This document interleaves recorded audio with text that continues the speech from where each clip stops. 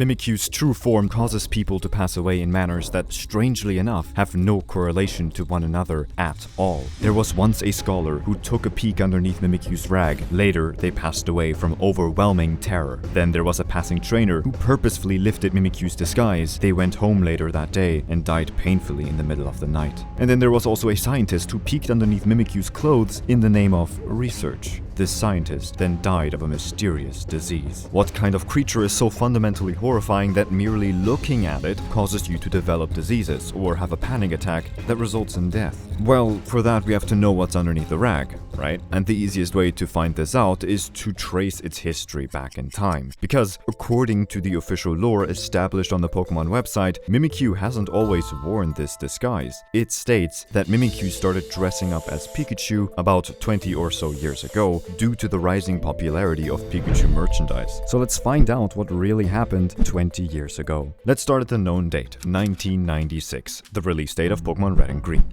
We know that the next games in the series, called Heart Gold, Soul Silver, happen around 3 years after them, due to some dialogue we get from Sabrina about a future challenger. After that, though, we're left with no concrete time gap between these games and the start of the next ones, Black and White. Or so you would think. Caitlyn is actually found in both of these games, and she has visibly aged between them. In Heart Gold, Soul Silver, she is around 14 years old. But in Black and White, her concept art actually points out that she's now in her mid-20s, which means that at the very least 10 to 15 years must have passed since then. But let's just say it's 13 for simplicity's sake. It gets a lot easier from this point on though, so don't worry. The game's sequels, Black and White 2 as well as X and Y, happen 2 years after, and then Sun and Moon again also happened 2 years after that. So in total, we have 3 plus 13 plus 2 plus 2, which equals 20.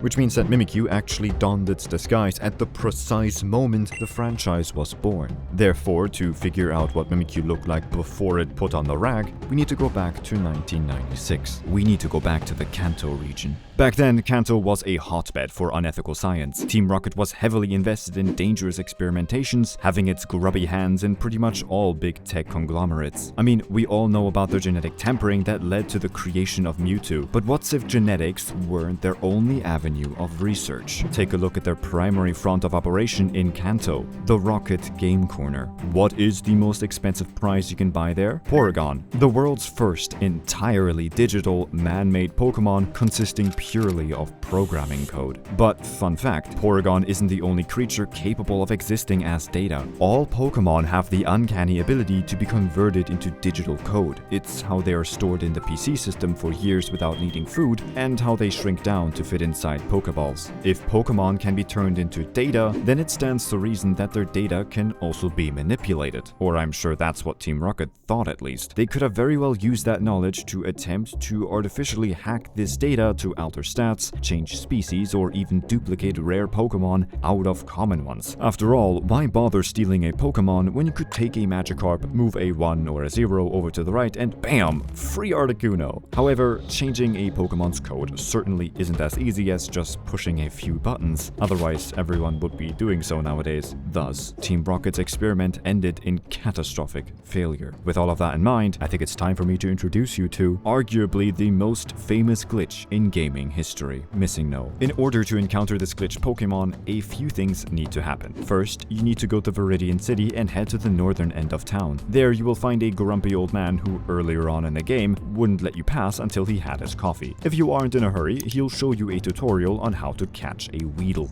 The exact moment this tutorial ends, you need to open your Pokemon menu and use Fly to travel directly to Cinnabar Island. Finally, you need to use Surf to swim up and down at the eastern edge of this place. There you will encounter MissingNo. But why the eastern edge of Cinnabar Island specifically? Because that's exactly where the Pokemon Mansion is located. Team Rocket's now abandoned, ruined laboratory where both Mewtwo was created and other experiments took place. Likely also the ones concerning Pokemon data manipulation. But I do agree that's certainly not enough evidence. I mean, how can a glitch become an actual officially recognized Pokemon? Well, look at Porygon Z. It evolves when Porygon 2 is exposed to a dubious disk, a computer virus. Thus, if corrupted code can be considered a Pokemon, then it would also make sense that MissingNo, a system glitch, could eventually be classified as a Pokemon by the modern Pokédex. The only thing that it did get wrong though is its typing. Why does the modern Pokédex call it a Ghost/Fairy type? Well, think about what the Kanto Dex was working with back in Generation 1.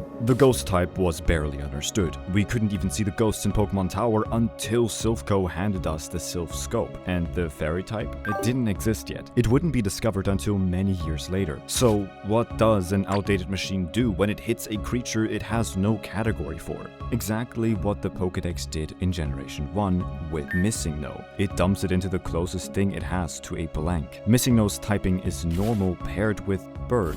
It's a placeholder Pokemon type that was never utilized, and we have got precedent for these labels getting corrected once the science catches up. The move Curse spent 4 entire generations stuck as the question mark type, until Generation 5 finally pinned it down as Ghost. On top of that, when the Fairy type was finally discovered, Pokemon professors went back and reclassified every single Pokemon, adding the Fairy typing where appropriate. Creatures like Clefable and Jigglypuff, who were plain normal types since Kanto, were suddenly recognized as fairies. Things that have been mislabeled for generations finally got their true typing. So ask yourself, if you dragged MissingNo out of that broken Kanto Dex and ran it through a modern one that finally understands both Ghost and Fairy types, what would it come back as? The unclassified bird type becomes the Ghost, and the normal typing gets reclassified as Fairy. The exact typing of Mimikyu. And even if we ignore this typing correlation, there are a lot more features that both MissingNo and Mimikyu have that's connected. As stated before,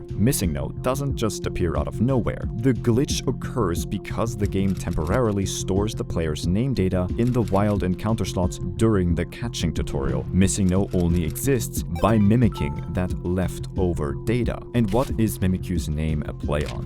Mimikyu. Both creatures base their entire existence on copying what is around them just to survive. Knowing that, let's look back at those seemingly unrelated deaths from the start. A strange disease, overwhelming terror, a painful death in the night. All these line up with effects that MissingNo creates to your save file. Catching MissingNo causes system errors. It scrambles your Hall of Fame data and corrupts sprites just like a disease would. It also permanently destroys your save file if you keep it long enough, just like the trainer who went home and died painfully in the middle of the night. Very similar to how you would just turn off the game in the evening and then never be able to access the save again the next time you boot it up. And before you ask, no, I'm definitely not using this section to vent my own frustration of losing my save file. Totally. What Pokemon did Team Rocket experiment on though? Well, to be honest, they likely weren't random wild ones they just so happened to find. No, we know that this organization constantly looks to steal trainers' Pokemon that were once loved by their owners. Because of this, these corrupted Pokemon still inherently crave that love and affection, and realizing that their now glitched forms were causing these fatal quote-unquote system crashes to the very humans they wanted to be loved by, some decided to leave the Kanto region and adopt Pikachu disguises, while others didn't, instead choosing to move to a remote offshore location, which nowadays is called Tumblecube Island. Tumblecube Island is the place where the side game Pokemon Quest takes place, and we know it to be in the Kanto region since this location also only has the original 150 Pokemon. In this game, you play as a trainer that was hired by Silphco to investigate the island, but since humans cannot safely board this place, a drone is used to train the Pokemon there instead. Which means one thing: something on this island is dangerous to humans.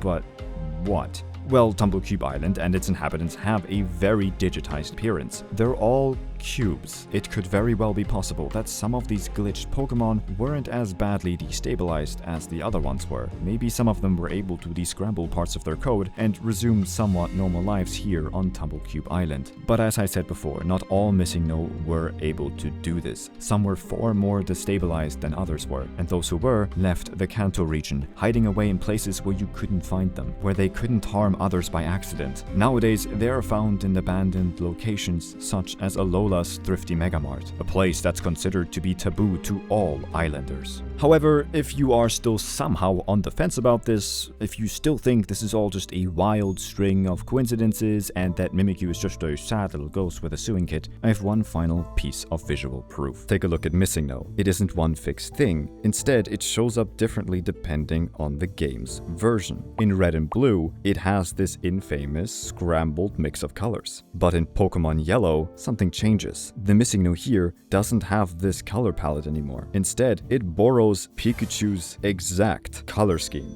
And think about that for just a second here. Yellow is the Pikachu game, the one built entirely around the mascot. And then it's also the version that MissingNo starts wearing Pikachu's colors? This could very well be the quote-unquote rough draft of Mimikyu's disguise.